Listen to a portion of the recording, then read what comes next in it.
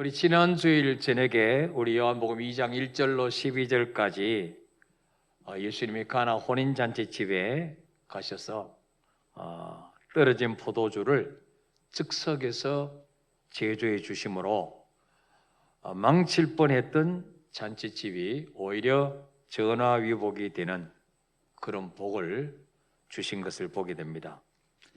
우리가 예수님을 인생의 주인으로 모셔드리고 살면 언제나 전화위복의 역사가 일어납니다.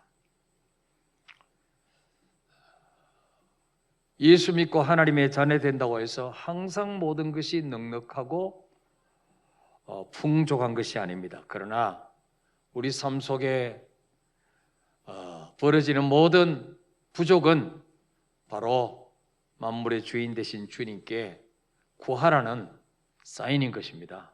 그래서 기도를 통해서 믿음이 자라고 하나님의 살아계심을 체험하고 하나님께 영광 돌리기 위한 하나님의 계획이 있는 줄 믿습니다. 우리 삶 속의 모든 문제는 하나님의 영광을 위해서 주신 것이다. 이 사실을 꼭 믿으시길 바랍니다. 우리 철학기도 때도 나사로가 병든 것도 주님이 이 병은 죽을 병이 아니라 하나님이 영광 받으시기 위한 병이라 그런 말씀을 드렸습니다. 오늘 13절부터는 예수님께서 유월절을 앞두고 예루살렘 성전에 올라가셔서 그 부패한 성전을 깨끗이 정화시키는 모습이 기록되어 있습니다. 본래 하나님께 드릴 제물, 양이나 소나 정 가난한 사람은 비둘기 새끼라도 가지고 가서 하나님 앞에 제물로 드리는데 이것은 원래 각자 집에서 가지고 가는 것입니다. 근데 그 시골에 사는 사람들이 수도인 예루살렘까지 그 양을 몰고 염소를 몰고 가려면 한 달이 걸릴 수도 있고 오랜 시간을 걸어가야 됩니다. 그러다 보면은 이제 이 제물이 병이 나기도 하고 또 굉장히 번거로움이 많습니다. 그 먼 길 오는 동안에 도둑들을 만나서 또 하나님께 제물로 드릴 육축이 뺏기기도 하고 강도당하기도 하고 그래서 성전 앞에서 이제 그 제물로 드릴 양이나 소나 염소를 파는 상인들이 자리 잡게 됐죠. 처음에는 성전 바깥에서 이렇게 팔다가 점점 이게 안으로 들어와가지고 나중에는 성전 안에까지 시장판이 됐습니다. 그러니까 이 대제사장들이 이제 그 상인들과 결탁을 하고 커미션을 먹고 이제 거기서 장사해도 좋다 이런 허가권을 내줬겠죠. 또 거기는 돈 바꾸는 환전상들도 있었어요. 그 당시 통용되는 화폐와 성전에서 성전세를 내는 세겔은 달랐습니다. 반 세겔씩 내야 되는데 이거를 바꿔주는 대제사장들이 절대로 세겔 아래면 안 받는다 이래가지고 세겔로 바꿔주는 환전상들이 또 그 성전 안에 오글거리는데 이제 환율을 좀 높여가지고 이제 자기들이 좀 뭔가 좀 이렇게 떼고 이제 바꿔주는 거예요, 돈을. 그래서 예수님이 너무 화가 나셔서 성전에 들어가셔서 소와 양과 비둘기 파는 사람들, 돈 바꾸는 사람들 전부 다 성전에 쫓아내시고 또 돈 바꾸는 자들의 그 돈을 그냥 쏟아버리시고 의자를 둘러 엎으시고 비둘기 파는 자들에게 여기서 나가라, 너희들은 내 아버지 집으로 장사하는 집을 만들었다 하면서 성전 청결 작업을 하시는 것을 보게 됩니다. 예수님이 왜 이렇게 화를 내셨는가? 물론 성전의 원래 기능은 그게 아니죠. 마태, 마가, 누가, 요한 사복음에 이 사건이 동일하게 기록됐습니다. 그만큼 중요한 사건이란 거죠. 근데 마태, 마가, 누가, 요한에는 기록됐는데 요한복음에는 빠진 구절이 있어요. 그게 바로 뭐냐 하면 누가복음 19장 45절 46절 읽어볼까요? 시작. 성전에 들어가사 장사하는 자들을 내쫓으시며 그들에게 이르시되 기록된 바 내 집은 기도하는 집이 되리라 하였거늘 너희는 강도의 소굴을 만들었도다 하시니라. 아멘. 마태, 마가, 누가 다 이 말씀이 들어있습니다. 내 집은 기도하는 집이라 일컬음을 받으라 했는데 너희는 강도의 소굴로 만들었다. 바로 이 성전은 하나님을 만나고 하나님께 기도하는 집이다. 기도하는 집. 근데 기도하는 집을 완전히 시장판으로 만들어버렸다. 이렇게 주님이 책망을 하시고 모든 재물을 양과 소, 비둘기 다 쫓아내버리시. 그래서 대제사장들과 이 성전 관리자들이 이제 예수님을 죽이려고 그때부터 이제 눈에 불을 켜기 시작하죠. 자, 이 성전 정화 사건에 우리에게 주시는 교훈이 뭐냐? 단순히 성전이 성전의 기능을 잃어버렸기 때문에 성전의 기능을 회복시키려고 정화 작업을 하신 게 아닙니다. 구속사적인 이유가 있어요. 여러분, 성전은 언제부터 시작됐을까요? 언제부터 생겼습니까? 바로 출애굽에서 이스라엘 백성들이 출애굽에서 광야길을 가면서 하나님의 모세에게 나와 이스라엘 백성들을 만날 장소를 만들어라. 그래서 성소를 만들 것을 명령하셨어요. 자, 출애굽기 25장 8절 한번 볼까요? 시작. 내가 그들 중에 그할 성소를 그들이 나를 위하여 짓되. 아멘. 하나님이 성소를 만들 설계도를 다 모세에게 보여주셨어요. 그래서 이스라엘 백성들이 애굽에서 나올 때 400년 동안 노예살이하고 나올 때 빈손으로 나오지 않았습니다. 퇴직금을 다 받아 나왔죠. 노예가 종이 무슨 퇴직금이 있습니까? 바로왕의 장자로부터 말단 백성의 장자까지 다 죽임을 당하니까 애굽 사람들이 빨리 나가라. 너희들이 있으면 재수 없다. 둘째, 셋째 다 죽을 수도 있다. 그러니까 그때서 뭡니까? 모세가 백성들에게 퇴직금 달라고 해라. 그냥은 못 나간다. 그때는 뭐 은금보화를 막 주면서 빨리 가지고 나가라. 그래서 그냥 빈손으로 나온 게 아니고 은금보화를 가지고 나왔어요. 그거를 가지고 40년 동안 광야길을 걸어가는데 은금보화 있으면 뭐합니까? 쓸 데도 없는데 누가 금을 사주는 사람이 있어야 팔죠. 그걸로 뭐 했습니까? 하나님의 성소를 짓는데, 성막을 짓는데 은금보화를 사용했어요. 자, 그래서 광야길 가는 동안에는 이제 구름기둥과 불기둥이 성막에 떠오르면 텐트를 걷고 다시 이제 광야를 가야 돼요. 그러니까 고정된 성전을 지을 수가 없어요. 계속 이동해야 되니까. 40년 동안 광야를 이동해야 되니까. 그래서 이때는 성막, 텐트 같은 거예요. 또 세우는 기둥들도 있죠. 그거 다 분해해가지고 갈 때는 레위인들 다 짊어지고 가는 거예요. 또 구름 기둥이 멈추면 또 다시 이제 펴가지고 또 세워놓고. 그러다가 이제 가나안 땅에 들어가서 이제는 정착한 이후에는 이제 성소, 성막이 성전으로 바뀌죠. 성전이 지어지게 됩니다. 자, 이 성막이나 성전은 뭐예요? 하나님을 만나는 장소죠, 인간이. 이것은 하나님이 인간의 장막을 입으시고 이 땅에 오실 바로 임마누엘의 모형이었다. 예수님의 모형이었다는 거예요. 그림자였다는 거예요. 1500년 동안 그림자로 모형으로 계시해 주시던 이 성전이 예수님이 육체의 몸을 입으시고 이 땅에 오심으로 실체가 드러나게 된 거예요.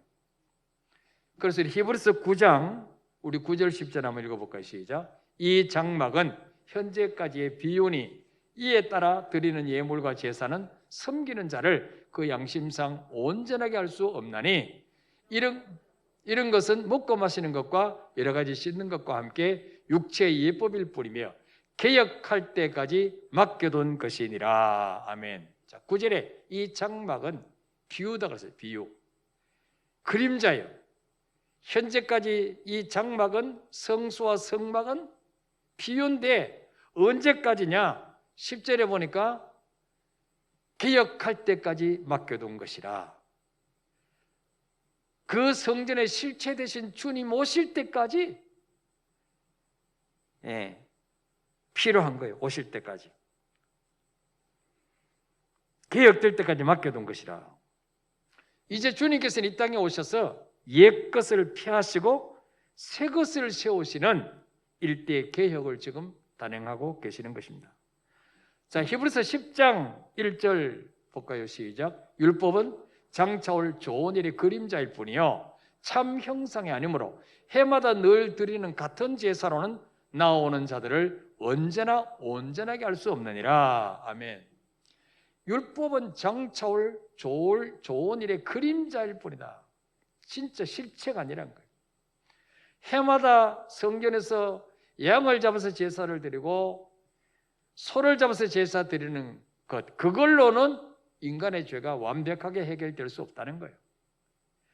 장차 어린 양 되실 예수님이 이 땅에 오셔서 죽으신 것을 믿음으로 임시적으로 양의 염소를 잡아서 제사를 드리는 거지, 주님이 십자가에 죽으시면 그 아무 소용이 없는 거예요. 양과 소를 잡아서 제사하는 건 소용이 없어요. 자, 그래서 4절에 보니까 4절에 시작. 이는 황소와 염소의 피가 능히 죄를 없이 하지 못함이라. 사람이 죄를 지었는데 소가 죽는다고 어떻게 사람의 죄가 해결됩니까?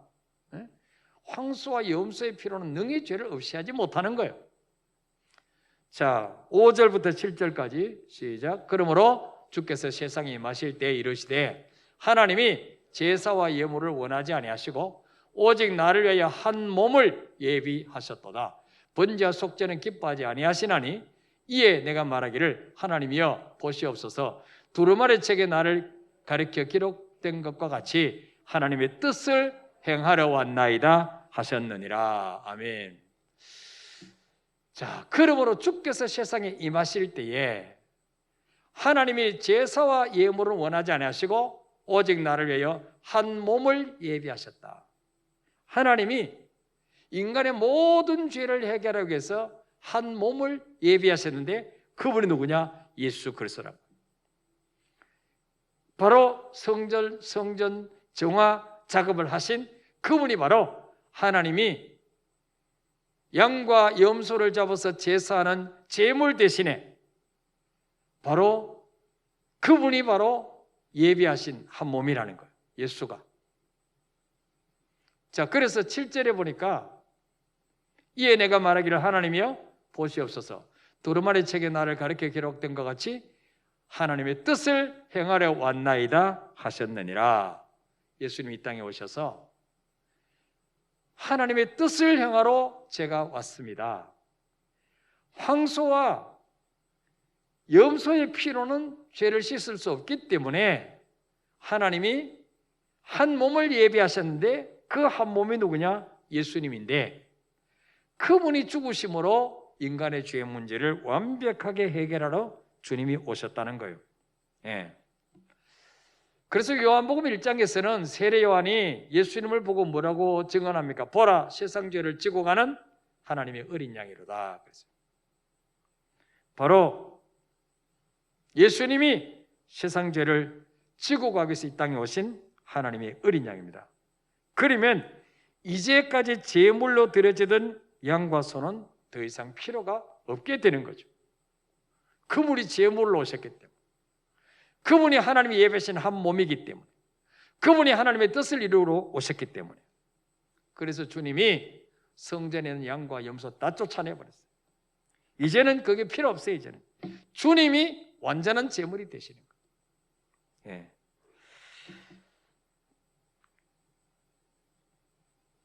그리고 요한복음 2장 19절 한번 볼까요? 19절 읽으세요. 시작. 예수께서 대답하여 이르시되 너희가 이 성전을 헐라 내가 사흘 동안에 일으키리라.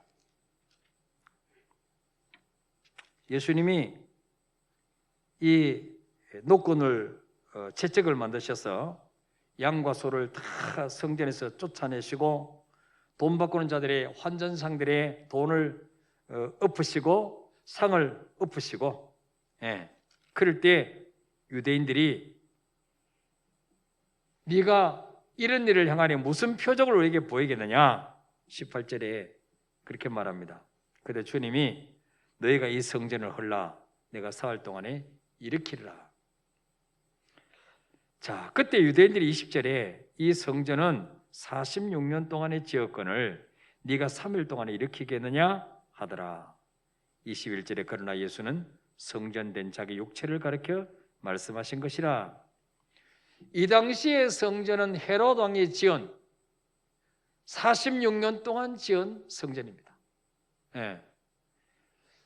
유대인들이 당신이 지금 이렇게 성전을 모욕하고 재물을 전부 다 쫓아내고 하는데 당신이 우리에게 보일 표적이 뭐냐? 그럴 때 예수님이 이 성전을 헐라 내가 사흘 동안에 일으키리라. 여기서 이 성전이 바로 무엇입니까?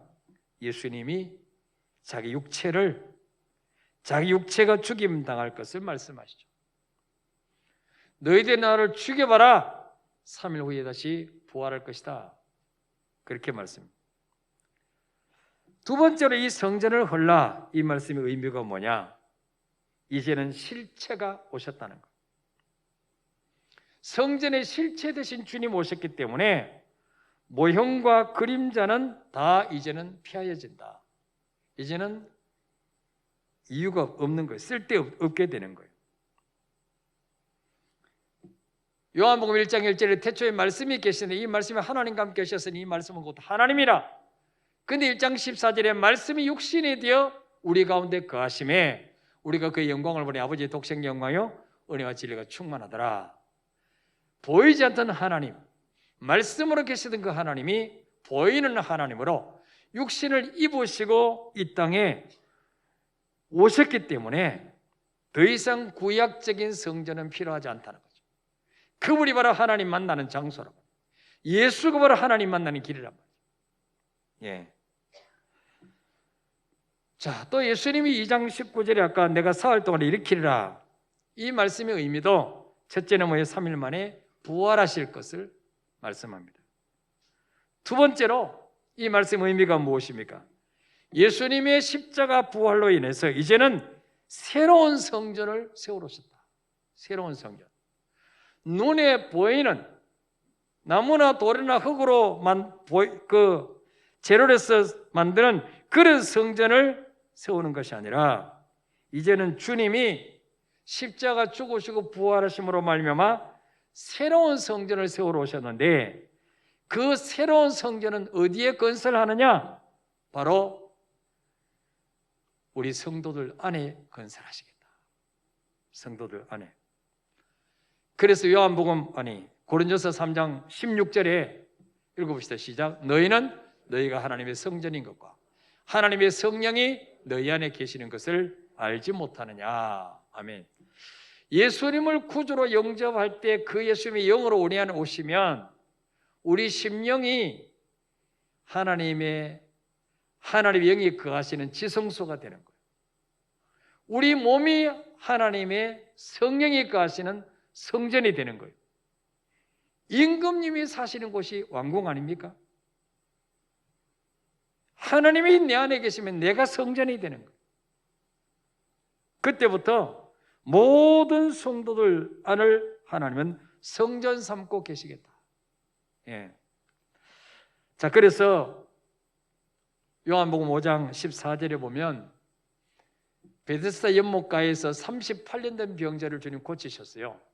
그 후에 성전에서 그 사람을 만나시고 주님 뭐라고 말씀하시냐? 보라, 네가 나았으니 더 심한 것이 생기지 않게 다시는 죄를 범하지 말라. 그랬어요. 그러니까 이 사람은 지금 죄 때문에 38년 동안 질병 가운데 시달렸는데 주님이 이제 고쳐주셨으니까 다시는 더 심한 병이 생기지 않도록 죄를 범하지 말라. 바로 예수님은 이 말은 무슨 말입니까? 다시는 네가 성전을 더럽히지 말라 그 말. 바로 예수님은 그 사람의 성전을 깨끗게 하시려고 정화시켜주러 오셨다. 요한복음 8장에 보면 현장에서 가늠하다 잡힌 여인 바리새인들 끌고 와서 모세 율법에는 이 사람을 돌로 치라 그랬는데 당신은 어떻게 하면 좋겠습니까? 너희 중에 죄 없는 자가 먼저 치라. 그럴 때 다 뿔뿔이 돌을 놓고 가죠. 그때 8장 11절에 주님 뭐라 말씀합니까? 너를 정죄하는 자가 어디 있냐? 주에 없나이다. 예수께서 이르시되 나도 너를 정죄하지 않으니 가서 다시는 죄를 범하지 말라. 왜? 죄를 범하면 성전된 우리가 더러워지니까. 우리 심령이 더러워지니까. 내 안에 성령께서 계시는 성전이 추해지고 더러워지기 때문에, 오염되기 때문에 예수님은 가늠하다 잡힌 여인의 성전을 청결케 하러 오셨다. 그래서 고린도서 3장 17절에 보니까 아까 16절에서는 너희 몸은 하나님의 성전에 가시는 성령인 줄 알지 못하느냐? 그리고 17절에 누군지 하나님의 성전을 더럽히면 하나님이 그 사람을 멸하시리라. 하나님의 성전은 거룩하니 너희도 그러하니라. 왜 우리가 예수 믿고 하나님의 자녀 되면 구별된 삶을 살아야 되느냐? 왜 세상 것 아무거나 마시고 먹고 오면 안 되느냐? 우리의 몸이 하나님의 지성소예요. 하나님의 성령이 계시는 성전이기 때문에 우리 몸이 다른 사람들과 구별되게 살아야 된다. 성전을 더럽히면 하나님은 멸하신다. 그래서 우리가 내 안에 성령님이 지금 이 안에 계시는데 그 독한 술을 계속 부어 놓으면 되겠습니까? 응? 내 안에 계신 성령님이 술 취해가지고 그냥. 그래서 여러분, 하나님은요, 성경에 보면 사람을 차별하지 않지만 구별하셨다. 따라볼까요? 하나님은 사람을 차별하지는 않으셨지만 구별하셨다. 여러분, 출애굽기 읽어보면요, 하나님이 이스라엘 백성들을 노예에서 보내라 바로에게 모세를 통해서 선포하잖아요. 바로왕이 하나님이 누군데 나보고 감히 이래라 저래라 하느냐? 택도 없는 소리 하지 마라. 하나님 모세를 통해서 재앙을 내립니다. 첫 번째 재앙, 두 번째 재앙, 세 번째 재앙. 이때까지는요, 이스라엘 백성들이 살고 있는 고센 지역이나 애굽 지역에는 똑같이 재앙이 임했어요. 근데 네 번째 재앙, 파리 재앙 때부터는요, 이스라엘 백성이 사는 고센 땅과 애굽 백성들이 사는 땅을 구별했습니다. 자, 출애굽기 8장 21절부터 23절까지 읽어볼까요? 시작. 네가 만일 내 백성을 보내지 아니하면 내가 너와 네 신하와 네 백성과 네 집들의 파리떼를 보내리니 애굽 사람의 집집에 파리떼가 가득할 것이며 그들이 사는 땅에도 그러하리라. 그날에 나는 내 백성이 거주하는 고센 땅을 구별하여 그곳에는 파리가 없게 하리니 이로 말미암아 이 땅에서 내가 여호와인 줄을 네가 알게 할 것이라. 내가 내 백성과 네 백성 사이를 구별하리니 내일 이 표징이 있으리라 하셨다라 하시고. 아멘. 하나님이 내가 내 백성, 이스라엘 백성이죠, 바로에게 네 백성, 애굽 백성, 내가 내 백성과 네 백성 사이를 구별하겠다. 이스라엘 백성이 사는 고센 땅에는 파리가 한 마리도 없게 하시고 애굽 백성들이 사는 땅과 집에는 파리떼로 뽀글거리게 합니다. 그래서 뭐예요? 아, 이거는 하나님의 징계구나. 이거는 자연현상이 아니구나. 그리고 마지막 재앙, 10번째 재앙 때 애굽 사람들의 집에는 죽음의 사자가 들어와서 장자를 다 죽입니다. 통곡 소리가 끊이지 않습니다. 이스라엘 백성 집에는 개도 혀를 놀리지 않고 조용했다고 했습니다. 출애굽기 11장 5절에서 7절 읽어볼까요? 시작. 애굽 땅에 있는 모든 처음 난 것은 왕 위에 앉아있는 바로의 장자로부터 몇 돌 뒤에 있는 몸종의 장자와 모든 가축의 처음 난 것까지 죽으리니 애굽 온 땅에 전무후무한 큰 부르짖음이 있으리라. 그러나 이스라엘 자손에게는 사람에게나 짐승에게나 개 한 마리도 그 혀를 움직이지 아니하리니 여호와께서 애굽 사람과 이스라엘 사이를 구별하는 줄을 너희가 알리라 하셨나니. 아멘. 보세요. 하나님은요 항상 하나님의 백성과 하나님의 백성 아닌 사람을 구별하셨습니다. 지금도 마찬가지입니다. 여러분 홍해를 건널 때도 마찬가지입니다. 똑같은 시간에 홍해를 건넜습니다. 이스라엘 백성들이 건널 때는 하나님이 그 앞에 빛을 비추셨습니다. 깜깜한 밤에 노인부터 어린아이 한 명까지 바다에 빠져 죽지 않도록 다 건너게 하셨어요. 그런데 똑같은 홍해를 애굽 백성들은 병거를 타고 갑니다. 마차 타고 갑니다. 근데 똑같은 물이 이스라엘 백성들 갈 때는 좌우로 벽이 되었어. 이스라엘 백성을 보호하는 물이 됐어요. 이스라엘 백성이 다 건너고 모세가 다시 손을 내밀었을 때 그 물이 합쳐졌어. 애굽 백성들이 홍해 복판에 와 있을 때 물이 합쳐서 다 수장시켜 다 죽었습니다. 똑같은 홍해를 건너는데 이게 하나님이 구별하시는 거예요. 지금도 마찬가지입니다. 우리 학생들 다 같이 가방 들고 학교 가는 것 같고 다 같이 직장 가는 것 같고 다 같이 사업하는 것 같지만요 하나님의 백성과 불신자는 구별하십니다. 하나님의 자녀는 창세전부터 하나님이 선택하시고 구별된 존재라는 거예요. 그러므로 우리도 구별된 특권만 누리는 것이 아니라 구별하셨기 때문에 우리의 삶도 구별되게 살아야 된다는 거예요. 믿습니까 여러분?